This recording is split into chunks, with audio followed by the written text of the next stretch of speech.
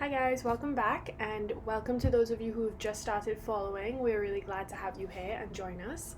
Today I'm going to be sharing an art directive that I think can be great to do either on your own or with whoever you may be self-isolating with at this moment. I'm going to be doing it by myself so you can kind of see how that works, and I will explain how you can do it in a group. So you may be living with your family at the moment, with roommates, with your partner, whatever the situation may be. I think this directive can be helpful, and I think it'll be fun to do together. What you'll need for this directive is a large piece of paper, or medium or small, whatever you have at this point will work. I'm going to be using like a medium small.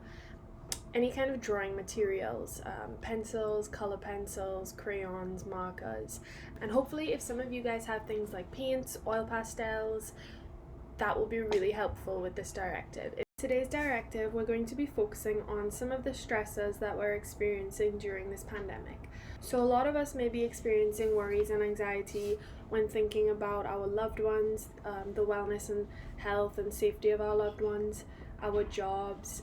I remember in the group chat yesterday we had a conversation about a lot of parents, grandparents, any caretakers taking on the role or trying to provide some kind of educational support for their children that now can't go to school. And this might be a good time for you to kind of reflect on that. So before I begin to actually explain what we're going to be doing for this directive, I just want to take a moment and say that if you are doing this in a group space, if you are sitting at the dining table with your family or friends and taking this time to kind of release these stressors on paper, it's not really and it never really is a good time to invalidate someone's experiences, someone's worries. So with that in mind, while you're sitting at the table and people are sharing some of their stressors, whatever they feel comfortable sharing, I'd really appreciate if we don't minimize someone's stressors or worries or anxieties right now. If someone's anxiety seems this big to you, it doesn't mean that it's not weighing them down. So with that being said, again, this space really needs to be a judgment-free space, a space for people to feel safe. It is a vulnerable space, so if we can just all allow that to be and accept whatever comes up in the group, I think it would be a lot more successful. So now I'm going to invite you guys to grab your sheets of paper. If you're doing this as a group, I will kind of explain how this works. If you're doing it on your own, it'll be basically what I am doing. So on your sheets of paper, I'm just using this as an example. You're using the materials that I kind of shared earlier. You're going to just represent the stressors that are weighing you down right now and a lot of the worries that you have in your head. You can do this with words, you can do this with scribbles, you can do this with color, symbols, and use art as a metaphor to sort of represent what's going on in your mind. So that kind of gives you the opportunity to put things out that you're struggling to put into words. Let's say it's an entire situation, but there's a symbol that really represents and signifies that for you. You can put that down on the paper. So I'm gonna start working on my first layer, and then I'll take a picture and I'll show you guys what I've put down. With that being said, I am sharing a lot of personal experiences and some of my own vulnerabilities.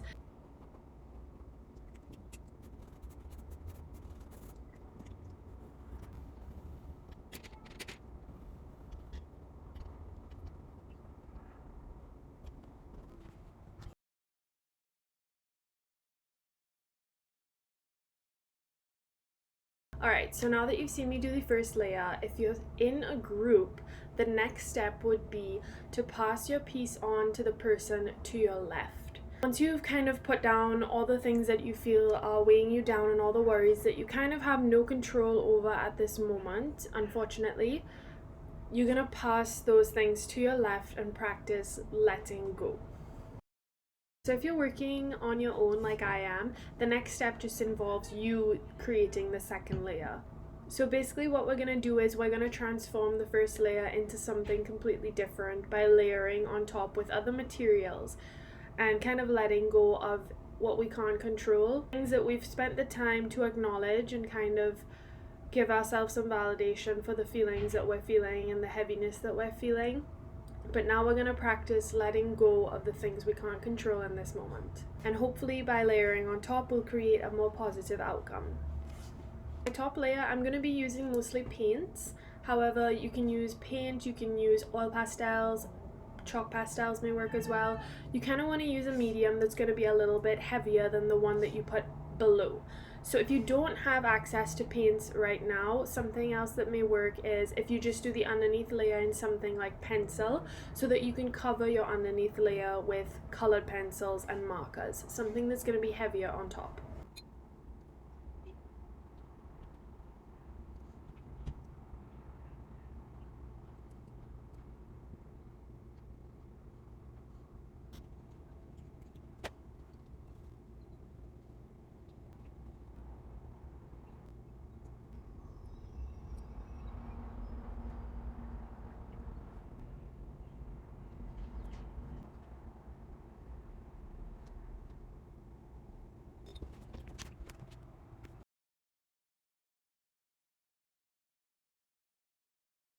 Alright guys, so I'm finished my second layer. I'm pretty happy with where I've gotten to.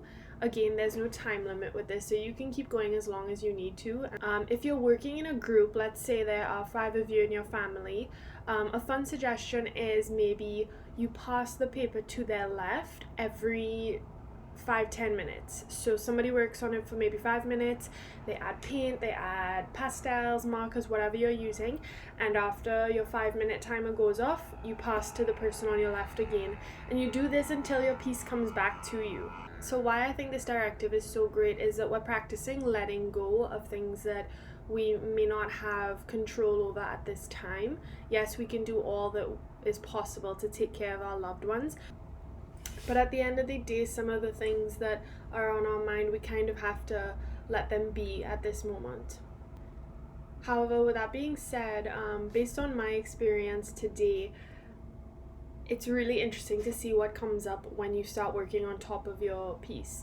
So I went into this with no intention of what I was going to do as my second layer. I just kind of used the forms that I had below, kind of worked with them. Some of them I saw reappearing, and I really wanted to practice kind of letting that go in this moment. So I kind of changed that again. I did leave one thing for my underneath layer, which is a heart, because I really wanted that to come through. What's really cool is that if you do this in a group, there's no intention what behind some of your family members are doing. They're just kind of simply creating this abstract layer based on what you have underneath, or kind of just covering it up. But sometimes when it comes back to you, things stand out, and I think that they stand out for a reason. So at the end of this exercise, what's really great is that you can reflect on your finished piece. So although you may not have added a lot to the top layer, or maybe at the end when you receive it, you can add more to it. I think it's great to reflect on what's standing out to you, or what you see in this piece, Take your paper, hold it back, step back away from it, give it space, turn it different angles, see if you see something. And sometimes some things that stand out to us don't really make sense, but they're standing out for a reason. It can be enlightening, it can be sometimes difficult, but I think it's standing out for you to kind of sit with it, acknowledge it, and look into it. And that's one of the amazing things that kind of happens in art therapy. So with my piece, I had just a lot of fun painting it to begin with. I had no intentions of what I was doing. I just kind of picked colors as I went. And what it looks like to me now is a jungle gym. I kind of saw this rainbow come up behind as I started kind of following shapes and putting paint. And then below, it really looked like a jungle gym formation to me. So with the heart coming out, I transformed that into the sun for the jungle gym. And so what this piece represents for me, kind of reflecting on it, is the hope that I have, that though things are really tough right now, I know that with patience things will come back together. I think the jungle gym for me represents playfulness, continuing to be playful, continuing to take care of myself as well, find ways to bring joy.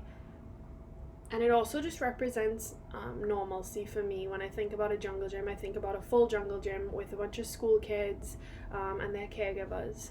So this piece really represents a lot of hope for me in the future and better things to come. So I hope you enjoyed today's directive. I would love if you guys would share some of the art that you've made, even if you share it as a private message to Peaks for Change through their DM. We would just be happy to see what you guys have come up with. And I really urge taking the time to reflect on the piece that comes back to you.